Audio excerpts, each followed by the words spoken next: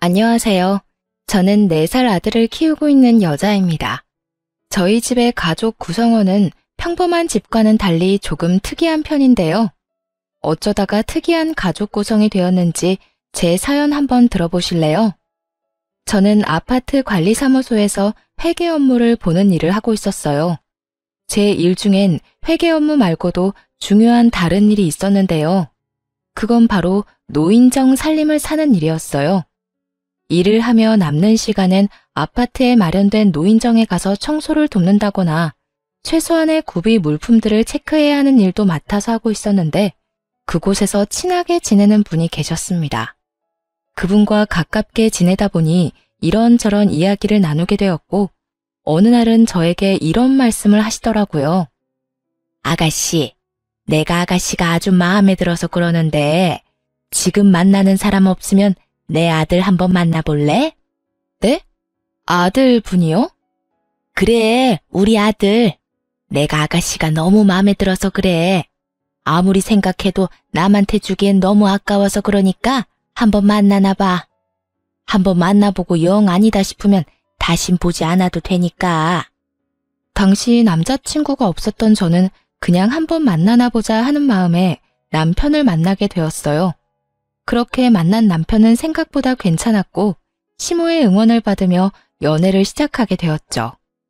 연애 시절의 남편은 배려심이 깊은 사람으로 보였고 생활력도 강해 보이더라고요. 무엇보다 나를 많이 사랑해주는 모습에 결국 결혼까지 하게 되었습니다. 남편을 만나게 해준 사람이 다름 아닌 시모였던 터라 시모는 저에게 정말 잘해주셨어요. 엄마, 무언가 크게 착각하고 있나 본데 친딸은 나라고 나. 언니가 아니고 나라고요. 아유 정말 누가 친딸인 줄 모르겠다니까. 시누이가 이런 말을 할 정도니 말 다 한 거 아닐까요? 이렇듯 많은 사랑을 받는 만큼 저 역시 시모를 잘 모시며 지냈어요. 시모와 제 사이가 좋다고 시누이가 질투한 것도 아니었어요. 시누이 역시 앞에선 그렇게 말했지만 뒤에선 저에게 엄마에게 잘해주어 고맙다고 늘 말해주는 다정한 시누이였으니까요.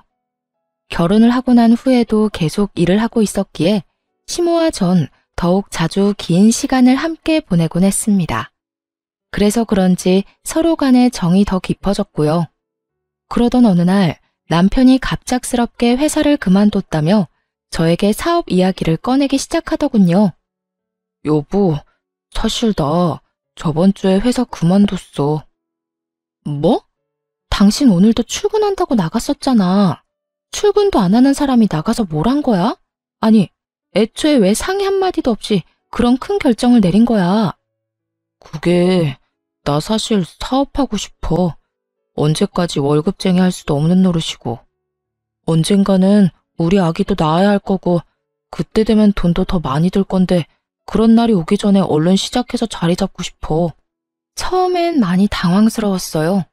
잘 다니던 회사를 상의 한마디도 없이 그만뒀다고 하니 화가 나기도 했고요. 하지만 화가 난다고 화를 내봤자 복직이 되는 것도 아니었기에 저는 최대한 마음을 가라앉히며 남편에게 물었고 남편은 앞으로의 계획을 저에게 털어놓더군요. 저로선 도저히 생각하지도 못한 일이었지만 이왕 저지른 일 되돌릴 수 없으니 이렇게 된 이상 마음이라도 편하게 시작하게 해주자 싶었어요. 대박이 나면 더없이 좋겠지만 그렇지 않다고 해도 좋은 경험을 얻는다고 생각하기로 한 것이었죠. 무슨 말인 줄 알겠어. 그런데 여보, 사업을 한다고 무조건 성공하는 것도 아니고 그러다 혹시나 아니다. 이미 그만뒀는데 어쩌겠어. 이왕 하는 거 열심히 해봐. 고마워. 미리 상의 못한 건 미안해. 나도 많이 고민하다가 이때가 아니면 도저히 안 되겠다는 생각이 들어서 당신이랑 신랑이 하면서 시간 쏟고 싶지 않았어. 다음부턴 꼭 상의할게. 정말 미안해. 알겠어. 다음부턴 꼭 그런 일은 상의해. 사실은 혹시나 망하면 어쩌려고 그래? 라는 말을 하고 싶었어요. 하지만 이미 회사는 그만뒀고 남편은 사업을 하겠다는 굳건한 의지를 내비치는 상황에 굳이 그런 불길한 말을 하고 싶지 않더라고요. 한편으론 남편의 심정이 이해가 되지 않는 것도 아니었고요. 상의를 해줬더라면 좋았을 테지만 이왕 벌어진 일, 큰일을 하려는 사람에게 괜한 잔소리도 하고 싶지 않았어요. 그래서 전 남편을 응원해주겠다고 했고, 그렇게 남편의 사업 준비는 시작되었어요. 남편의 사업은 제가 전혀 도움을 줄 수 없는 분야라 그저 전 일을 하며 살림을 잘 꾸려나가는 일을 열심히 하는 수밖에 없었죠. 잦은 출장과 잦은 술자리에 신혼을 즐길 새도 없었지만 다른 건 몰라도 주말만은 꼭 저와 시간을 보내주던 남편의 노력에 단 한 번의 말다툼도 없이 그 힘든 시기를 보냈던 것 같습니다. 가장 힘든 건 당연히 돈이었어요. 아무래도 남편의 벌이가 전혀 없이 지내는 기간이 길어지다 보니 제 벌이로 감당할 수 있는 선을 훌쩍 넘어 생활이 힘들어지더라고요. 그렇다고 친정에 말할 수도 없는 노릇이고 시댁에도 말할 수 없는 노릇이었죠. 어떻게 해야 하나 고민만 하는데 이런 사실을 다 알아챈 시모가 생활비를 붙여주시는 게 아니겠어요? 어머님, 방금 돈이 들어왔는데 웬 돈이에요? 그거 너희 생활비에 보태 쓰라고 조금 보냈어. 돈 들어가는 데는 한두 군데가 아닐 텐데 혼자 번 돈으로 감당하려고 하니 요즘 많이 힘들지? 한동안은 내가 조금씩 도움을 줄 테니 그걸로 조금만 더 버텨보거라. 언젠가는 이 힘든 순간도 다 지나가지 않겠어? 혹시나 부족하면 말하고. 사실 조금 힘들었는데 감사해요, 어머님. 정말 감사합니다. 생각 같아선 괜찮다고 하며 돌려드리고 싶었지만 상황이 힘들다 보니 그 말이 차마 나오지 않더라고요. 그래서 전 살림이 괜찮아질 때까진 감사한 마음으로 시모의 도움을 받기로 했습니다. 그렇게 생활비가 해결됐다 싶었더니 더 큰 일이 저를 기다리고 있더군요. 그건 다름 아닌 남편의 사업 자금이 부족하다는 것이었어요. 남편의 사업은 오픈을 앞두고 큰 돈이 필요한 상황이 생겨버린 것이었죠. 어떻게 해야 할지 모르겠어. 예상치 못한 큰 지출이라 준비한 돈도 없는데. 그렇다고 지금 와서 포기하기엔 너무 아까워. 어떻게 방법이 없을까? 그러게, 일단 생각을 좀 해보자. 둘이 함께 머리 맞대면 어떻게든 해결될 거야. 말은 이렇게 했지만 도저히 해결책이 보이지 않더라고요. 결국 전 집을 처분해 새를 얻어가는 쪽으로 마음을 굳히고 있었고 남편은 시모에게까지 고민을 털어놓은 것인지 시모에게서 연락이 오더군요. 아가, 이야기 다 들었다. 그래서 어떻게 할 생각이니? 그게 뭐든 다 여의치 않네요. 이미 집 마련할 때 받은 대출이 있어서 집 담보대출을 해도 부족하고 그냥 집을 팔고 더 작은 데로 새 얻어서 가야 하나 싶기도 해요. 월세로 간단 말이니? 네, 아무래도 그렇게라도 해야 할 것 같아요. 이제 와서 사업을 그만두라고 하기엔 지금까지의 시간이랑 돈이 아깝기도 하고 무엇보다 그이가 너무 하고 싶어 해요. 잠도 제대로 안 자고 일만 하고 자신감도 넘쳐 보이고요. 행여나 잘 안 되더라도 다시 시작하면 되는 거니까 이번엔 할 수 있는 데까진 도와주고 싶어서요. 제 말을 들은 시모는 생각에 잠긴 듯 뜸을 들인다 싶으시더니 이내 조심스럽게 말을 꺼내기 시작했어요. 아가, 내가 지금부터 어떤 말을 할 건데 네가 싫으면 싫다고 솔직하게 말해다오. 무슨 말씀을 하시려고 이러세요? 편하게 말씀해 보세요. 그게 다른 집에 새들어 살 바엔 우리 집으로 들어오는 건 어떠냐? 아무래도 월세 내고 사는 돈이 아깝기도 하고 네 남편 계속 바빠질 텐데 너 혼자 그렇게 두는 것도 마음에 걸리기도 해. 네 생각은 어떠니? 많이 불편할 것 같니? 감사하더라고요. 그렇지 않아도 월세를 내는 것이 아깝기도 한 상황이었는데 먼저 나서 집으로 들어오라고 해주시니 참 감사하면서도 죄송했어요. 시모의 말에 저는 재빠르게 감사의 마음을 전하며 그렇게 하겠다고 했습니다. 아니요, 저는 너무 좋아요. 어머님, 너무 감사해요. 저희가 들어가면 불편한 점이 한둘이 아닐 텐데 괜찮으실까요? 그럼 괜찮고 말고. 그리고 감사는 무슨. 다른 것도 아니고 내 아들놈 사업한다고 집까지 팔 상황인데 이 정도는 당연히 해야지. 생각 같아선 돈으로 도와주고 싶다만 나도 지금은 다 묶여 있어서 그럴 여유는 없구나. 그리고 네가 불편할까봐 걱정인 게지. 난 너랑 사는 거 불편하지 않아. 오히려 좋은걸? 그러니까 내 걱정은 말고 너만 괜찮다면 함께 살자꾸나. 그리하여 저흰 집을 처분하고 시댁으로 들어가게 되었고 시모 역시 가지고 있던 자금 조금을 남편에게 주게 되었죠. 자금이 해결되고 나니 남편은 더욱 바빠지기 시작했고 저는 시모와 더 많은 시간을 보내며 더욱 두터운 정을 쌓아가고 있었어요. 그렇게 3년이란 시간이 지났고 그 사이 남편의 사업은 자리를 잡게 되었습니다. 사업이 안정되니 그만큼 벌이도 좋아졌고 생활비를 넉넉하게 주니 여유로운 생활이 가능해졌죠. 그런 상황에서도 분가는 생각하지도 않았었는데 그 이유는 무엇보다 시모와 지내는 시간이 너무 좋았기 때문이었어요. 평일엔 바쁜 남편을 대신해 시모와 데이트를 하기도 했고 주말엔 세 사람이 외식을 하는 그 시간이 너무 행복하더라고요.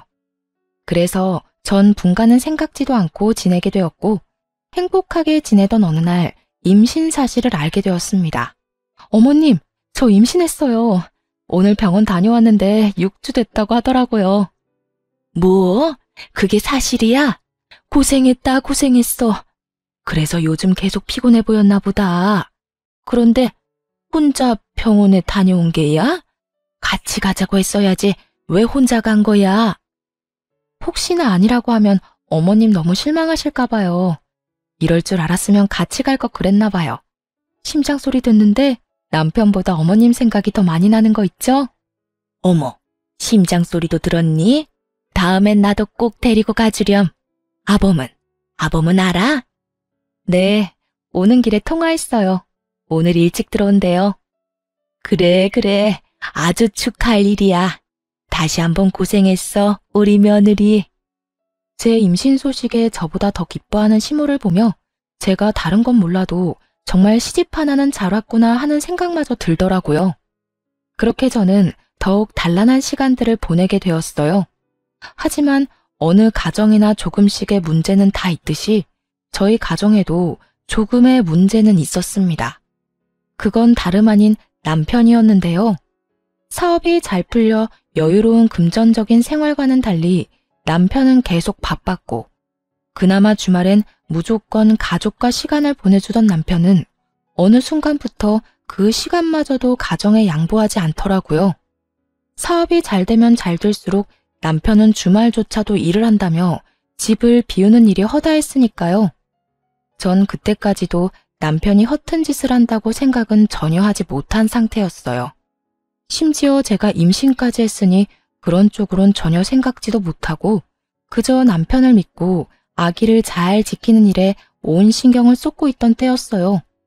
지금 생각하면 제가 참 안일하다 싶기는 한데 그땐 전 미련스럽게도 남편은 믿어 의심치 않았죠. 하지만 이런 저와는 달리 시모는 외박이 잦아지는 남편이 신경 쓰였는지 어느 날은 남편을 불러앉혀 이런 말을 하기 시작하더라고요. 아범, 너 요즘에 왜 이렇게 외박이 잦아? 일이 그렇게 바쁜 게야? 그저 평범한 물음이었지만 시모의 눈빛과 목소리의 톤은 전혀 그렇지 않았습니다. 그게 뭐든 다 꿰뚫고 있다는 눈빛과 꽤 화가 났지만 애써 담담하게 누르고 있는 목소리에 저마저도 압도될 것만 같더군요. 네, 어머니. 일이 안정되긴 했는데 유지하려니까 더 바빠지는 것 같아요. 직원한테 맡기는 것도 한계가 있고 무엇보다 제가 다 확인해야 마음이 편하기도 하고요.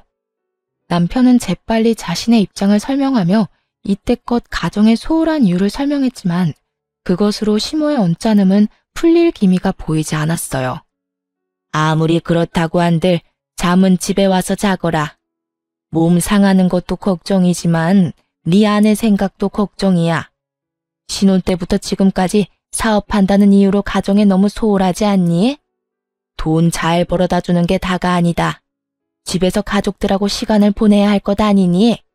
내가 혜정이랑 결혼한 것도 아니고 남편이랑 보내는 시간보다 시험이랑 보내는 시간이 더 많다는 게 말이 된다고 생각해? 죄송해요. 앞으로 집에 신경 더 쓸게요. 시모의 조용한 핀잔에 남편도 조금은 반성하는 듯 했지만 시모는 그런 남편을 한 번 더 밀어붙이더군요. 나한테 죄송할 게 아니라 네 집사람한테나 미안하게 생각해. 네 일이 누구 덕에 잘 되는지 늘 생각하고 네 집사람한테 고마워하란 말이다. 이제 애도 태어날 건데 어느 정도 자리 잡았으면 욕심 그만 부리고 일보단 가정에 좀 신경 쓰고. 네, 어머니. 여보, 미안해. 앞으로 내가 집에 신경 좀 더 쓸게. 저도 내심 섭섭했던 터라 시모의 이런 조언과 핀잔이 얼마나 고마웠는지 모릅니다. 한 차례 작은 폭풍이 지나고 난 후 남편은 다시 가정에 신경 쓰며 노력했어요. 외박을 하긴 했지만 될 수 있으면 집에서 자려고 노력하더군요. 그렇게 시간은 흘러 출산을 앞둔 어느 날, 남편은 한동안 가지 않던 지방으로 출장을 가게 되었고, 전 집에서 시모와 함께 시간을 보내고 있었습니다. 그런데 갑자기 배가 아파지더니 양수가 터져버렸어요. 시모와 전 급하게 병원에 가게 되었고 7시간의 산통을 맛보고 세상에서 가장 귀한 아들을 품에 안게 되었습니다. 지방에서 오기에 충분한 시간인데도 불구하고 출산을 하고 병실로 옮겨져 어느 정도 정신을 차릴 때까지도 남편은 오지 않더라고요. 어머님, 아직 안 왔어요? 응, 이 녀석 전화도 받지 않는구나. 내 이 녀석을 그냥 금방 온다고 한 지가 언젠데 아직까지 소식도 없는 게야. 오기만 해. 내가 이 녀석 가만두지 않을 거니까. 어머님, 진정하세요. 오고 있는 중이겠죠. 운전 중이라 전화 못 받는 걸 거예요. 처음엔 전화를 받았던 남편은 어느 순간부턴 전화조차 받지 않고 있었고 시모는 머리 끝까지 화가 나 노발대발 난리가 날 직전이었어요. 저 역시 남편에게 섭섭한 마음이 들긴 했지만 시모가 저렇게 화를 내니 같이 화를 낼 순 없는 노릇이었죠. 시모는 쉴 새 없이 남편에게 전화를 하고 있었고 그런 시모는 친정 부모님까지 나서 진정시키기 시작했어요. 사돈, 우리 사위 열심히 오는 중일 겁니다. 그러니 이제 그만 전화하시고 조금 앉으세요. 아까부터 계속 서 계셨잖아요. 이러다 방금 출산한 저희 딸 옆에 사돈까지 누우실까봐 제가 걱정이 다 됩니다. 그래요, 사돈. 가까운 곳도 아니고 지방에서 일 보다가 오는 길이라고 하니 좀 더 걸리나 봅니다. 그러니 진정하시고 좀 앉으세요. 조금 쉬시다가 우리 손주 보러 가셔야지요. 이렇게 부모님까지 말리고 나서자 시모는 남편을 대신해 다시 한번 미안하다는 말을 전하며 애써 화를 누르는 듯 했어요. 지금 보러 가셔도 될 거예요. 다들 눈에 넣어도 안 아픈 손주 보시고 집에 가셔서 쉬세요. 전 혼자 있어도 돼요. 아니야. 내가 아범 올 때까지 곁에 있으마. 먼저 들어가 보세요. 제가 제 아들놈 올 때까지 여기 있을게요. 아무래도 그래야 제 마음이 편할 것 같습니다. 시모의 말에 친정 부모님은 내일 다시 오겠다고 하며 돌아가셨고 시모는 그런 부모님을 배웅하고 오겠다며 병실을 나섰어요. 그때까지만 해도 남편이 금방 올 줄 알았기에 마음 편하신 대로 하라고 했던 것인데 금방 오겠다고 하던 남편은 아무리 기다려도 오지 않았고 날을 넘긴 새벽녘에서야 모습을 드러내더군요. 조용히 그리고 조심스럽게 문을 열고 들어오던 남편을 본 시모는 그 자리에서 벼락 같은 호통을 치며 화를 내기 시작했어요. 너 이 녀석! 금방 온다는 녀석이 이제서야 와? 네가 그러고도 남편인 게야. 다른 날도 아니고 네 마누라가 네 새끼 낳느라 생사가 오가는 순간에 넌 뭐하다 이제야 온 게야? 전화는 왜 안 받고? 그딴 식으로 전화 다 무시할 거면 전화기는 왜 들고 다니는 게야?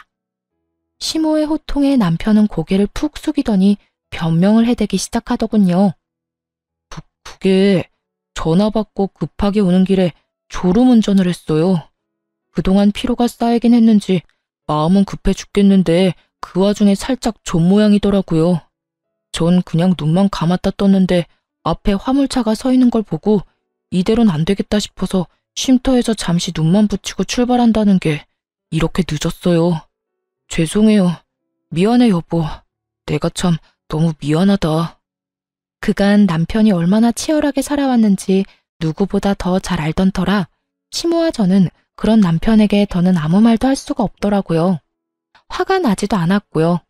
물론 섭섭한 마음이야 있었지만 이렇게 무사히 온 것만 해도 다행이라고 생각하며 앞으론 태어난 아들과 함께 더 큰 행복이 가득한 날이 기다리고 있을 거라 믿어 의심치 않았습니다. 하지만 이런 제 확신을 비웃기라도 하는 듯 남편은 가정에 더욱 소홀해지더군요. 저에게도 더는 다정하게 대하지도 않았고요. 심지어 아들에게마저도 애정이 없는 남편을 보며 참 생각이 많아지더군요. 그렇게 생각은 많아지고 남편에 대해 다시 생각해보게 되던 어느 날, 일은 터지고야 말았습니다. 그날도 아기가 있는 집은 다들 그렇듯 아들의 울음소리로 시끄러웠고 전 그런 아들을 달래며 불편한 것이 무엇인지 찾고 있었어요. 그런데 그 순간 아무것도 하지 않고 그저 아들이 우는 것을 보던 남편이 자리를 박차고 일어나더니 화를 내며 이런 말을 하는 것이 아니겠어요? 시끄러워. 도저히 시끄러워서 집에선 쉴 수가 없어. 시끄럽다니. 당신 자식 우는 소리를 시끄럽다고 하면 어떻게 해? 그리고 아기가 우는 게 당연하지. 매번 생글생글 웃기만 하면 그게 정상이야? 그거야말로 이상한 거라고. 우는 건 아기들이 하는 일종의 표현이야. 아무리 그래도 너무하잖아. 모처럼 집에서 좀 쉬려고 해도 쟤 때문에 도무지 쉴 수가 없다고. 쟤? 우리 아들이 남이야? 쟤, 얘라고 하게? 당신 정말 왜 그래? 요즘 왜 이렇게 예민한 거냐고. 나한테는 그렇다 쳐도 당신 아들한테까지 그렇게 예민하게 구는 이유가 뭔데? 시끄러우니까 시끄럽다는 건데 뭐가 예민하다는 거야? 시끄러워. 차라리 회사에서 일을 하는 게 더 낫겠다. 처음이었어요. 남편과 언성을 높여가며 싸운 일 말이에요. 저는 화를 내는 남편이 도저히 이해가 되지 않았어요. 우는 소리가 시끄럽고 듣기 싫을 수는 있다고 하나 아기 우는 것은 당연하였고 남도 아닌 자기 자식인데 저렇게까지 예, 제 하며 화를 낼 일은 아니라고 생각했으니까요.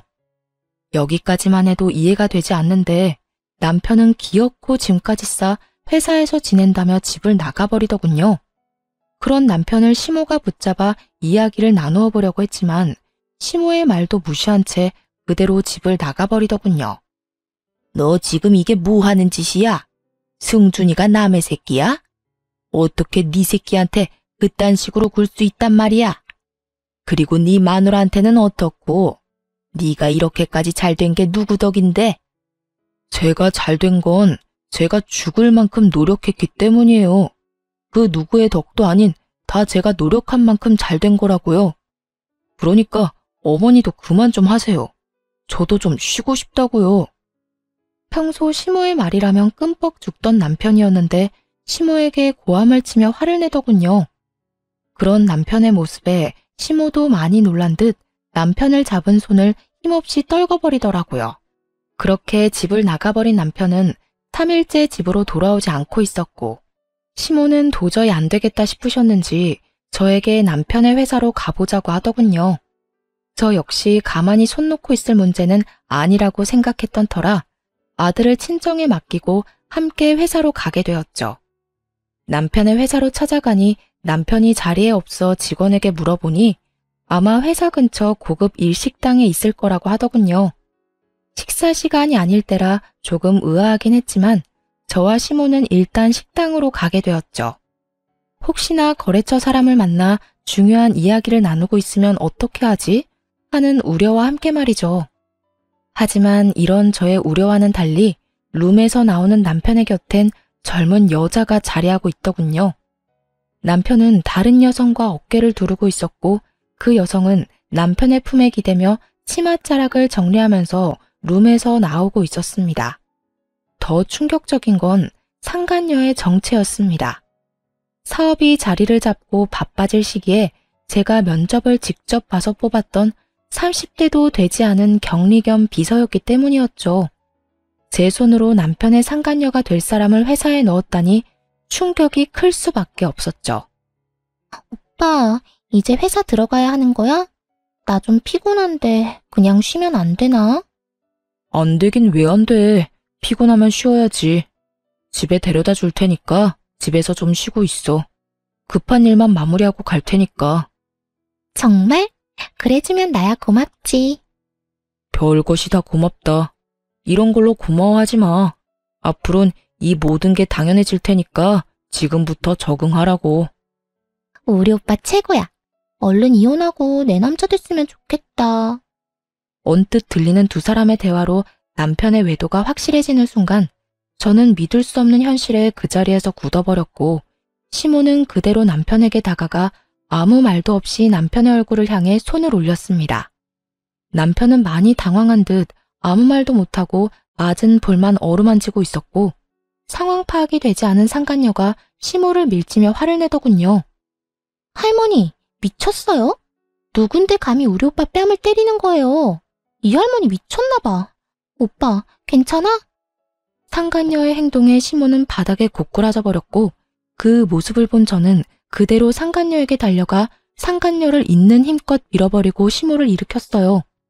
그런데 시모가 바닥에 고꾸라졌을 때는 미동도 없던 남편놈이 제가 상간녀를 밀어버리자 급하게 달려나가 상간녀를 구해주더군요. 시모는 그 모습을 보고 한장하는 얼굴로 고함을 질렀어요. 너, 이 애미가 쓰러지는 건 네 눈에 보이지 않는 거냐? 어머니, 그게 아니라... 난 지금 이 순간부터 네 어미 아니다. 그런 줄 알고 네 옆에 그 멍청한 년이나 챙기거라. 시모는 그대로 저를 데리고 집으로 돌아와 버렸고 얼마 지나지 않자 남편도 상간녀를 데리고 집으로 들어오더군요. 그리곤 시모 앞에 나란히 무릎을 꿇고 앉아 상황을 설명하기 시작했어요.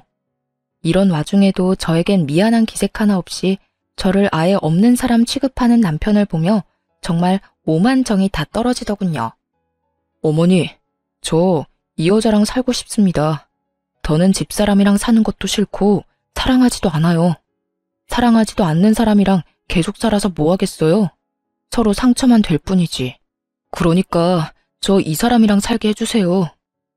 너 지금 그걸 말이라고 짓거리는 게야? 너 승준이 아빠다. 승준이 아직 돌도 안 지났어. 그런데 이혼을 하고 싶어? 다른 여자랑 살고 싶다고? 가만. 그러면 너 혹시 승준이 태어나던 날도 저 년이랑 있다가 늦은 게야?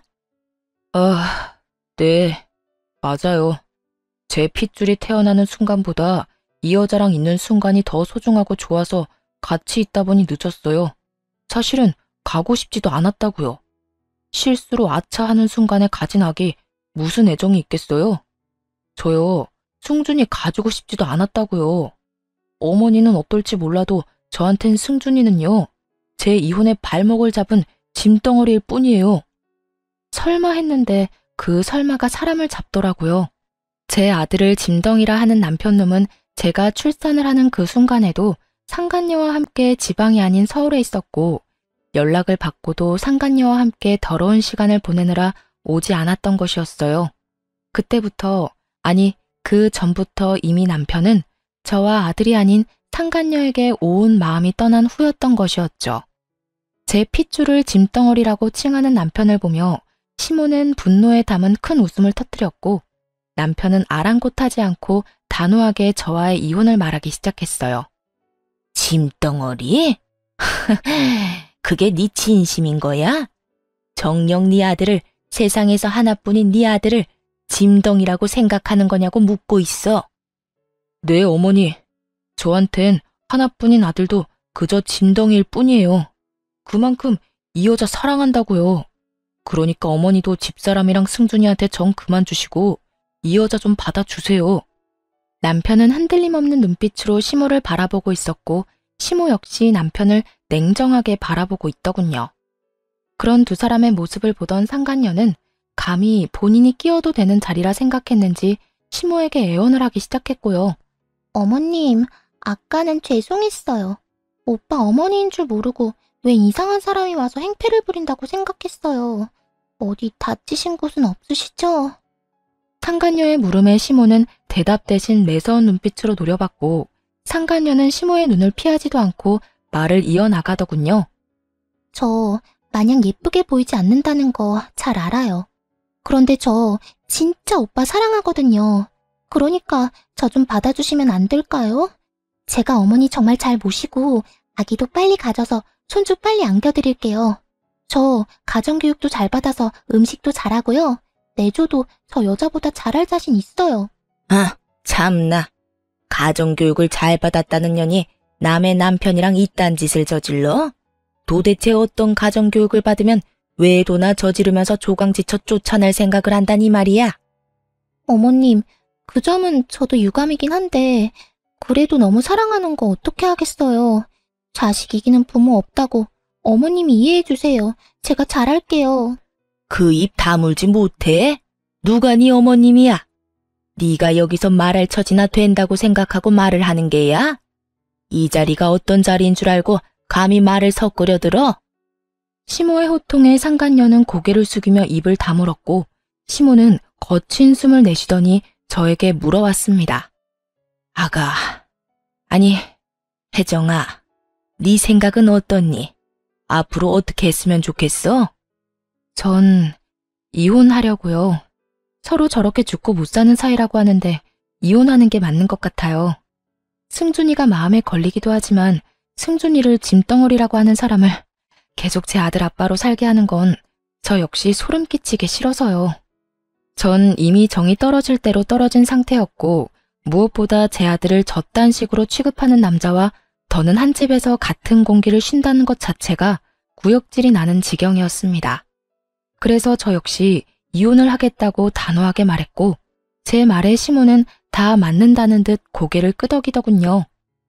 내 생각도 같다. 저런 인간 같지도 않은 쓰레기를 귀한 승준이와 네 곁에 계속 두는 거 나도 싫다. 두 사람 이혼하거라. 대신 넌 앞으로 승준이 2번 다시 보지 않겠다는 각서 쓰거라.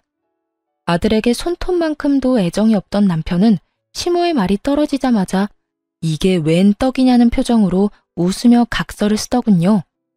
자식 버리는 부모의 표정이 너무 티없이 밝아 참 어이가 없으면서도 허망하더군요. 저런 인간도 남편이라고, 아기 아빠라고 같이 살았으니 말이죠. 그렇게 전 비교적 빠르게 이혼을 하게 되었습니다. 재산 분할 위자료는 다 저에게 좋은 쪽으로 끝이 났고 상간녀에게도 위자료를 받았어요.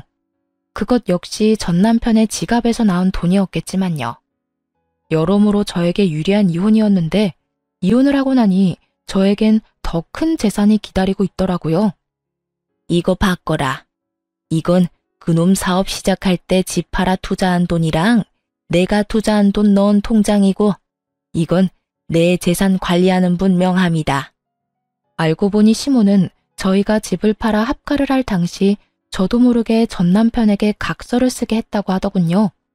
시모나 제가 원할 시엔 시모가 투자한 돈을 비롯해 집을 팔아 투자한 사업 자금을 다시 반환한다는 각서 말이죠. 아파트를 팔아 투자한 돈은 반환 시점의 시세에 맞추어 반환하되 시세가 투자할 시점보다 낮을 시엔 투자금만 반환한다는 내용도 넣었다고 하셨고요. 어떻게 되든 제가 손해보는 일은 없도록 하신 것이었죠. 시모는 저의 이혼이 마무리될 때쯤 변호사까지 선임해 그 돈을 다 받아왔다고 하더라고요.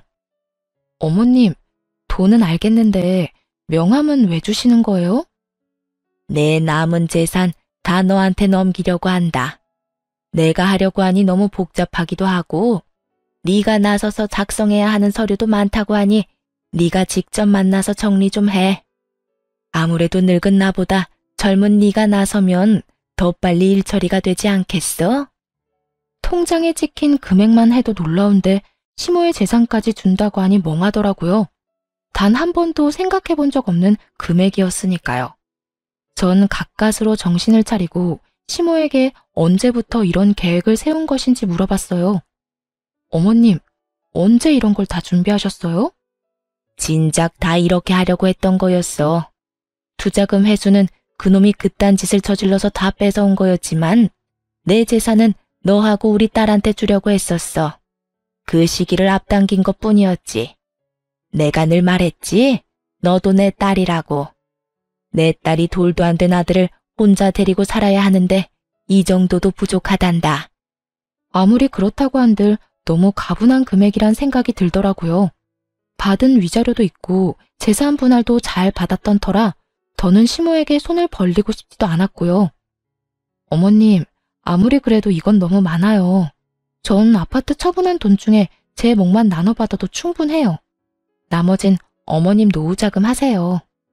전 제 몫을 뺀 나머지는 받지 않겠다고 했고 시모는 한사코 제 손에 통장을 쥐어주시며 이렇게 말씀하시더군요. 노후자금은 따로 마련해 놨어. 그러니까 그냥 다 바꿔라. 이혼하기 전에 다 넘겨주면 그놈이 또 이혼 안 한다고 난리 부릴까봐 지금에서야 준단다. 투자금 회수한 것도 내가 다시 돌려줄 거라고 믿어 의심치 않던 눈치던데 어림도 없는 소리지. 그 사람이 가만히 있지 않을 텐데요. 이 사실을 다 알게 되면 분명 어머님 찾아가서 난리를 부릴 거예요. 난리를 부리고도 남을 사람이었죠. 여자 때문에 조강지쳐도 아들도 다 버린 놈인데 그 큰돈 앞에선 어떻게 변해버릴지는 아무도 모르는 일이니까요.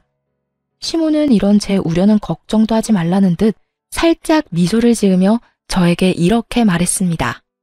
그런 걱정은 하지도 마라. 집도 내놨어. 아예 찾아오지도 못하게 그놈 모르는 곳으로 이사할 거다.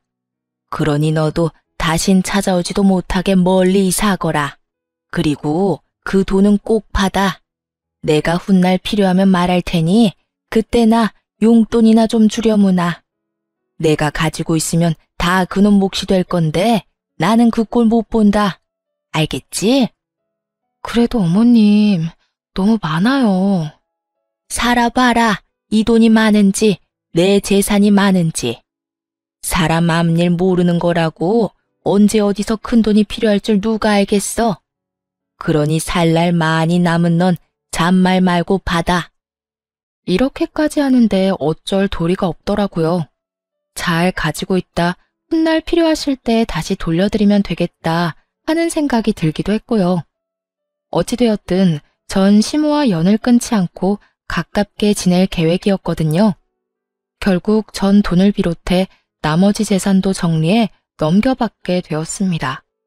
그 후 모든 사실을 안 전 남편이 제가 잠시 친정에 머물고 있다는 사실을 알고 친정으로 와 울고불고 하며 매달리기 시작하더군요. 여보, 나 많이 원망했지? 내가 미안해. 당신 같은 여자가 어디 있다고 내가 미쳤었어. 이제 와서 반성이란 걸 하는 거야?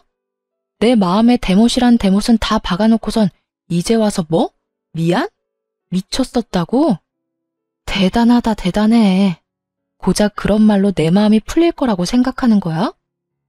내가 무릎이라도 꿇으면 당신 마음이 풀리겠어? 당신 마음이 풀리기만 한다면 나 이깟 무릎 얼마든지 꿇을 수 있어. 이렇게 말한 전 남편은 제 앞에서 무릎을 꿇고 싹싹 빌기 시작하더군요. 사실 이런 전 남편의 모습을 상상해 본 적이 있었어요. 상상 속에서는 조금 통쾌하기도 했는데 막상 제 앞에서 전 남편 놈이 무릎을 꿇고 비는 모습을 보는데 통쾌하기는커녕 미간이 절로 구겨질 만큼 역겹더라고요. 하지만 이런 제 심정을 알 리 없는 전 남편은 본인이 무릎까지 꿇고 빌면 제가 감동이라도 하며 받아줄 거라고 생각했는지 희망찬 눈빛으로 저를 힐끔힐끔 보며 눈치를 살피더군요. 여보, 나 용서해 줄 거지? 나 당신이랑 이혼하고 정말 후회 많이 했어.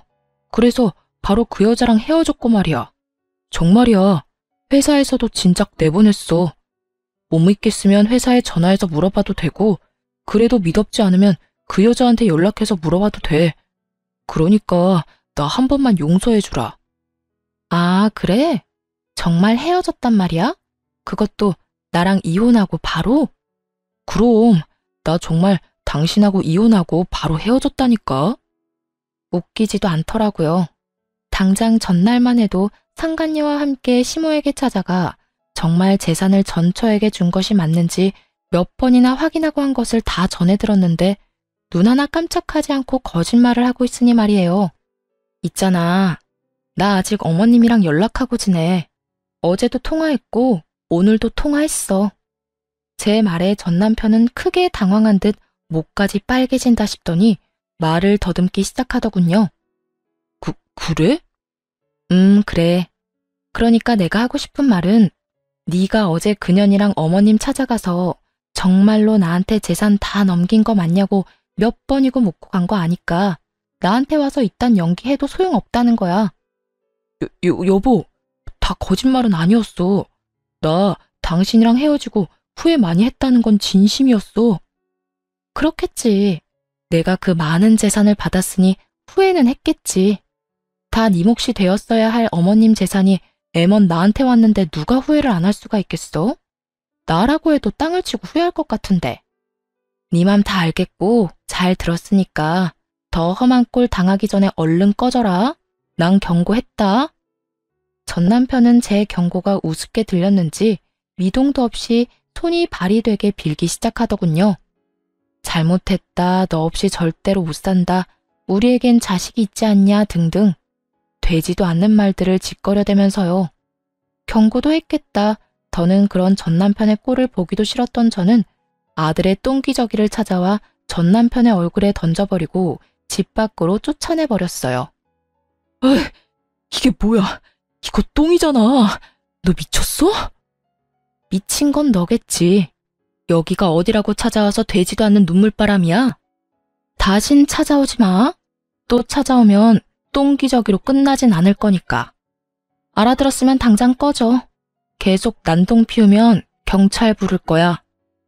경찰을 부른다는 말까지 나오자 겁이 나긴 했는지 더는 난동을 피우지 않고 돌아가더군요. 그 후 들려오는 소식엔 큰 금액의 돈이 빠져나간 남편의 회사는 급격하게 기울어져 버렸고 가세가 기울자 상간녀는 전 남편이 마련해준 집을 처분해 소리 소문 없이 도망을 가버렸다고 하더군요. 전 남편은 회사를 다시 일으켜 세우기 위해 신우이에게 연락해 시모를 백방으로 찾으려 노력했지만 신우이 역시 전 남편을 차단해버렸다고 하더군요. 모든 태풍이 지나가고 지금의 저는 누구보다 잘 살고 있습니다. 시모와는 가깝게 살고 지내다 신우이가 먼 곳으로 시집을 가는 바람에 친정에서 가까운 곳으로 집을 얻어 시모와 함께 살고 있어요. 처음 제가 시모에게 함께 살자고 했을 때 시모는 한사코 안 된다며 거부를 하셨었어요. 어머님, 이제 저랑 승준이랑 같이 살아요. 혼자 승준이 키우기 너무 힘들어서 어머님 도움이 절실하다고요. 그건 안 되는 일이다. 내가 너랑 사는 게 말이나 된다고 생각하는 게야? 말이 안 될 건 뭐예요? 어머님 평소에 저 딸처럼 생각하신다고 하시더니 다 거짓말이었어요? 그냥 하신 말이었어요? 그건 아니지만 그래도 안 될 일이야. 너 나랑 같이 살면 새 출발은 꿈도 못 꾸게 될 거다. 아직 나이도 젊은데 새 출발해야 할 거 아니야. 어머님, 이렇게 생각해보세요. 제가 새 출발을 하려면 밖에 나가서 일도 하고 사람도 많이 만나고 해야 할 텐데 그러면 승준이는 누가 봐주나요? 전 친정 부모님들 못 믿어요. 죄송한 말이긴 하지만 친정 부모님보단 어머님이 더 신뢰가 간다고요. 승준이도 어머님을 더 좋아하기도 하고요. 그러니까 그렇게 바라시는 제 새 출발을 위해서라도 함께 살아주세요. 네? 제 말에 시모는 눈물까지 글썽이며 제 손을 잡아주시더라고요. 그러면서 이렇게 말씀하셨어요. 넌 어떻게 된 애가 그런 생각을 하는 게야. 나는 널 볼 면목이 없는데 넌 어째서 나한테 이렇게까지 하냔 말이야. 나 때문에 네 인생이 망해버린 것 같아서 널 볼 때마다 내가 너무 미안한데 네가 그렇게 말하면 내가 같이 살 수밖에 없지 않니? 어머님, 제 인생 안 망했어요. 그저 이혼만 했을 뿐이에요. 그까짓 이혼이 뭐라고 제 인생을 감히 망치겠어요? 그리고요, 이혼은 했지만 엄마 같은 어머님도 제 곁에 계시게 됐고 무엇보다 우리 승준이를 얻게 되었잖아요. 그거면 됐어요, 전. 그러니까 저랑 같이 살아주세요. 제가 정말 마음이 편치 않아서 그래요. 고맙다, 고마워. 아니에요. 제가 더 감사해요. 시모는 끝까지 우기고 드는 제 뜻을 결국 받아주셨고 결국 저희 집 가족 구성원은 시모와 저 그리고 아들이 되어버린 것입니다. 조금은 특별한 가족 구성원이 된 지도 꽤 시간이 흘렀네요. 잘 먹고 잘 우는 것이 일이던 제 아들은 벌써 4살이 되었거든요. 다행스럽게도 아들은 아빠의 빈자리가 느껴지지 않을 만큼 밝고 사랑스럽게 자라고 있어요. 시모와 전 여전히 사이가 좋고 요즘엔 어머님이란 호칭 대신 엄마라는 호칭으로 부르고 있을 만큼 더욱 가깝게 지내고 있답니다. 처음 엄마를 모시고 산다고 했을 때 친정 부모님께서 선뜻 그렇게 하라고 하신 것은 아니었어요. 하지만 엄마가 저에게 어떻게 하는지를 누구보다 가까이에서 봤던 터라 짧은 고민 후 저의 뜻대로 하라고 해주시더라고요. 지금은 저희 관계를 인정해 주시는 것을 넘어 함께 시간을 보내는 일도 많아요. 이렇듯 저는 특별한 가정 속에서 행복한 삶을 보내고 있습니다. 앞으로도 저는 특별한 인연으로 생긴 엄마와 함께 아들을 잘 키우며 행복하게 살아가 보려고요. 제 사연은 여기서 끝이 났습니다. 긴 저의 과거 이야기를 들어주신 모든 분 감사드립니다.